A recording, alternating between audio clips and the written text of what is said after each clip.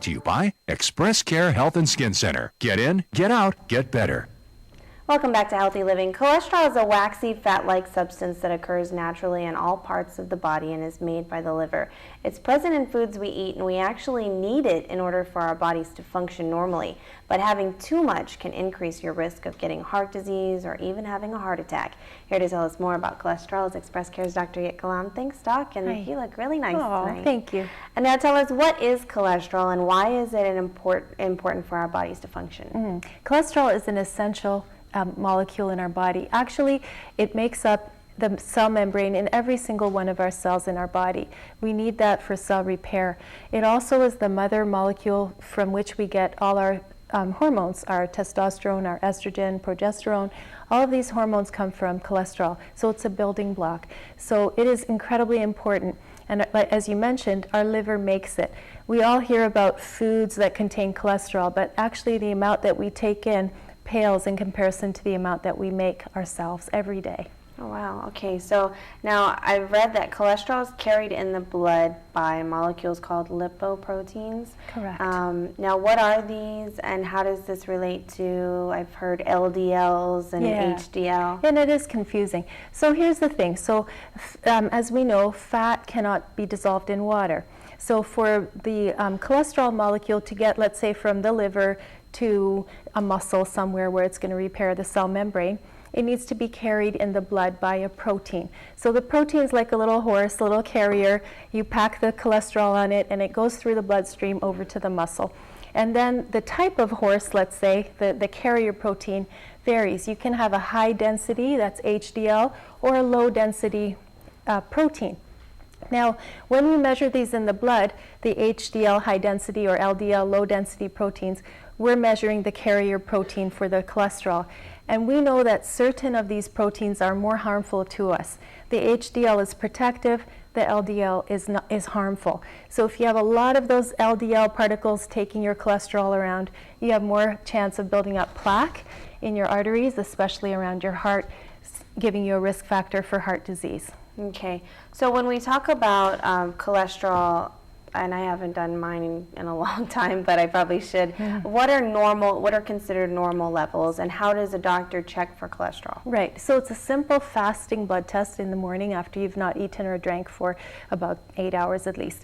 And then we measure the total cholesterol, then the fractions of it. How much is attached to the HDL? How much is attached to the LDL? And then there's one called VLDL, very low density lipoprotein, which we can also now measure. So we look at what is the balance. And like everything, life's about balance. So you need a certain amount of cholesterol. It should be 200 or less, that number. Then the HDL, we want that protective number over 40. The LDL, the bad guy, we want that one, depending on your situation, at least less than 160, ideally less than 100. And this is critical for people with heart disease or diabetes. For them, we really want to push that LDL, bad guy cholesterol protein, down below 100. And because if it goes up high, you were mentioning it's building plaque. It's building plaque. It's basically, I think of it as the LDL is the clogger, okay, and the HDL is the protective. Think of like olive oil that goes through your sink without clogging anything. Okay, so speaking of olive oil, and you speak of foods, and the foods that we eat contain cholesterol, some more than others. Dairy products, I think, carry more, red meats. Here's the easy way to know it. Animal products contain cholesterol. Plant products don't. So that's the easy way to know, is like, do potato chips have cholesterol? No, they're a plant, so they don't have any cholesterol in them. So as far as foods, again, what you're taking in is important because it will prime your liver, but your liver is genetically programmed to make a certain amount of cholesterol. So in some families it runs high, their total cholesterol number will be the 300, 400. Wow. Those people, when you draw their blood, it looks like thick yellow, sticky, greasy stuff. It doesn't look bright red, and you can actually see that physically. Now, if somebody wants to go about reducing their cholesterol levels, I mean, I've even read, I think, is it Cheerios? Cheerios. So reducing your reducing your cholesterol. So how can somebody go about, what do they need to do? They just need to get rid of all animal-based products completely? So simple way is think, okay, I don't want to add any more cholesterol into my system. So minimizing animal products, so meat and dairy, more plant-based products. Then thinking of eating a lot of fiber. Why? Because when you eat fiber, it mops up the cholesterol that you're eating and helps you eliminate it rather than absorb it. So it's really preventing absorption. So there's where you come in with the oatmeal, the fruits and vegetables, lots and lots and lots of those.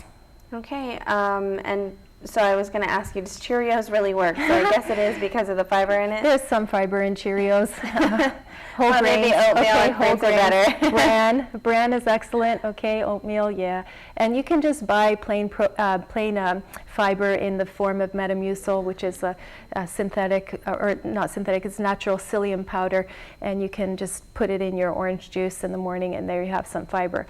You can do that too. All right, sounds good. Well, we will pick up our discussion on cholesterol right after the break. Stay with us.